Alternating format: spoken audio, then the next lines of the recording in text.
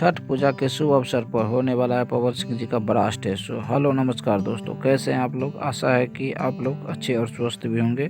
दोस्तों आज हम बात करेंगे पवन सिंह जी की छठ पूजा के पावन अवसर पे सबसे बड़ा स्टेज शो होने वाला है। क्या है पूरी सच्चाई जानने के लिए हमारे वीडियो के अंत तक बने रहे और हमारे चैनल को सब्सक्राइब करके लाइक कर लीजिए। तो चलिए दोस्तों जैसा कि अभी आपने सुना है कि पवन सिंह जी का स्टेज शो होने वाला है, इस साल का बड़ा स्टेज शो, वो भी छठ पूजा के पावन अवसर पर। दोस्तों देखिए श्री नंदेश्वर गौड़ जी के द्वारा आयोजित कार्यक्रम में आ रहे हैं पवन सिंह जी पठान चेरू हैदराबाद में आपके शहर दिनांक 18/11/2023 को पावन छठी मैया के पावन संध्या को शाम 6 बजे पधार रहे हैं। दोस्तों आप लोग भी जरूर जाइएगा, देखिएगा। स्टेज शो काफ़ी बड़ा होने वाला है, अब बहुत अच्छा स्टेज शो होने वाला है। दोस्तों ये था आज का हमारा छोटा सा वीडियो।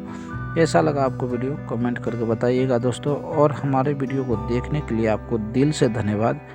जय हिंद दोस्तों, नमस्कार।